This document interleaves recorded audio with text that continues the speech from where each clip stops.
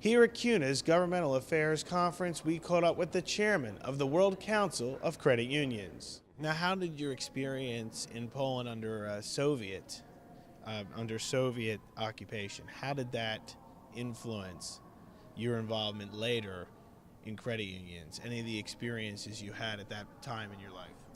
Well, because of my involvement in this independent democratic movement, underground movement, I spent almost 10 years fighting for freedom of my country in an underground organization.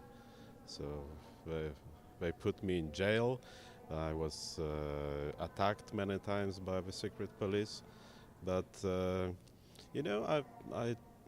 thing which I love in credit unions is that this is the organization of free people who gathers together to work together to protect their freedom, to protect the economic stability, which is also the important part of the freedom, personal freedom. So I think that moving from the independent underground activity in a solidarity movement, in a trade union, to credit unions, basically I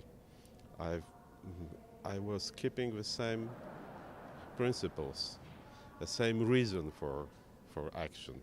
So I was always fighting for freedom and economic freedom and economic democracy, which is a cornerstone, the base for credit unions. It's something which is very, very deep in my veins. And you were jailed because of your affiliation with the Democratic movement, or was there a specific incident or event that caused that? No, I was editor-in-chief and of underground illegal newspaper and the head of youth organization of solidarity in my region, and that was the only reason why I spent some time in chains. And when it comes to the tax issue, CUNA has the Don't Tax My CU campaign here in the United States. Do you think that is something that's important for credit unions to remain tax exempt in the United States? And what's the tax issue like in Poland? We've been tax-free for a long time, so now we are taxed. But the taxation, it's how you say this? Let me stop for a moment. So income tax exemption, it's an important tool. Through this tool, using this tool, the state helps financial institution, the credit union, which makes important work for the country, for the state, for the communities, to help them to build the capital and protect the capital. If the U.S. credit unions will be someday taxed, I believe the state will need to give them something in exchange for this, to help to build capital, to help credit unions to do the work, which in many cases is a work which in other countries is done by states, by the administration. So this is not a gift for the U.S. credit unions. The tax exemption is not a gift for U.S. credit unions. It's a pay for service. And so in Poland, is that what happened? That credit unions got something in exchange? Yes.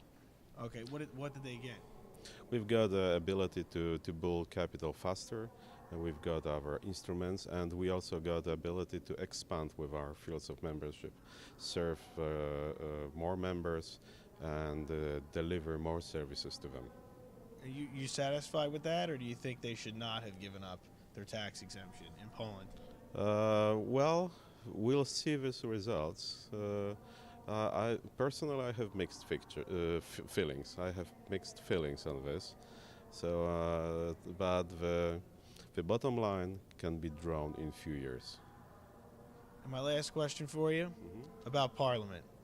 Your connection with credit unions, how that helped you get to Parliament, and what have you done during your time in Parliament for the credit union movement? Well, I'm very much interested not only in the issues of credit unions, but the whole cooperative movement issues. So I was supported in my campaign by all types of cooperatives in Poland, because they know that I'm a true believer in cooperative principles. I love cooperatives, and I know that this is the excellent way for ordinary people, for every family, to protect the economic stability and be free.